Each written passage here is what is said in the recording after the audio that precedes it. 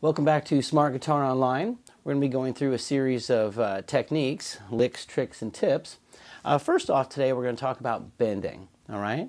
So bending is when you're actually physically stretching the string to raise the pitch. It doesn't matter whether you bend in an upwardly direction, fingers toward the ceiling, or in a downwardly direction, towards the floor. It does the same thing. It's raising the pitch.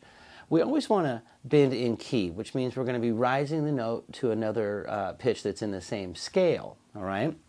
Now, which direction I go with my bend, up or down, will be largely dependent on which string I'm on. On the top two strings, or skinniest strings, if I bend towards the floor, you're going to go off the guitar. And on the bottom two strings, I can't really bend towards the ceiling because, again, I'll have the same issue. The strings are going to go off the guitar. The two middle strings, I can really bend in either direction because I have room on the fretboard. Which direction I bend might be dependent on what I'm going to do next. So like on string number 3, if I need to bend a note on that string and the next note in my lick is on string number 2, I'm going to bend away from string number 2 so I'm not getting in my own way. Or I might bend down on string number 3 if the next note I needed was on string 4, so I'm not getting in my own way, all right? So bending, we want to bend in key, all right?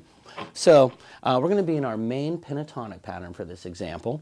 So we're going to be on string number 3, and we're going to be playing some notes fretted first, and then we're going to do the same notes bent so we can hear the difference, all right?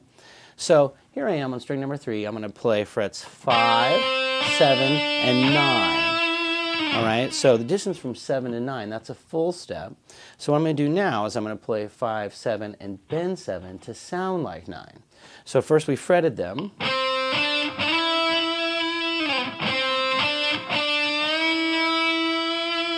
So we did the fretted version so we could verify what the note was supposed to sound like, and then we bent, trying to get it to match. Whenever I'm bending, here I am with finger number 3 on string 3, I want to use supportive fingering whenever possible. So supportive fingering, I'm going to use other fingers available for the power of moving that string. So this guy doesn't have to bend the string all by himself. He's got a couple of guys helping him out. Another thing about bending is you want to get used to using different fingers for bending. Use the designated finger that normally would be on that note. So if you normally are fretting the note with your pinky, then you're going to try and bend with your pinky, all right? If it's a note that you had with your second finger, you bend with your second finger, all right? So we want to kind of develop each of the fingers so we're able to bend either way. So once again, also when I'm bending, right here, I'm bending string number 3.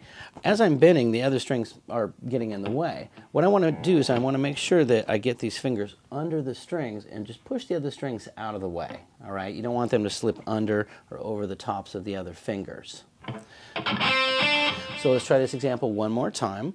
I'm on string number 3. I'm playing frets 5, 7, 9, and now 5, 7, bending to sound like 9. Now, there's different distances that are going to occur depending on which scale you're in. All right, that's a full step bend, and that's pretty much the most common. Occasionally, we're going to have half step bends or step and a half bends, depending on which note selection you have. So right here, we'll do a half step bend real quick so you can hear the difference. I'm on the same string. I'm going to play frets 5, 7, 8. That's our blues note in A. Right, so less pressure involved to get that. A few things to consider when bending. Physical fret spacing. There's not an exact scientific formula here. If I, bend with a certain pressure per square inch, blah, blah, blah. It's really your ear that's going to be your only friend here. So if I'm bending a full step lower on the guitar, you'll see the physical fret spacing here. That's a full step. When I get higher on the guitar, that's a step and a half, right? So it's something to kind of monitor. Up here, on a full step, the distance isn't as far, all right? So again, your ear is going to be your only judge. Step and a half bend, occasionally depending on the scale you're in, right? So we'll go still in the key of A minor. We're going to be on string number 2 now, and we'll try a step and a half bend. We're going to play frets 8, 10, and 13. So now I'm going to play 8, 10, and bend 10 to sound like 13. That's a step and a half. So the step and a half could be a little bit more of a challenge. You want to make sure that you master your full step bends. And you can go anywhere on the neck, any one of your scale patterns, and find where there's a whole step and play it fretted first, right, like we did, and then play the same example with a bend to verify its sound. All right? So give it a try, use some bends, and then maybe head over to the jam tracks and apply it to some of the backing bands.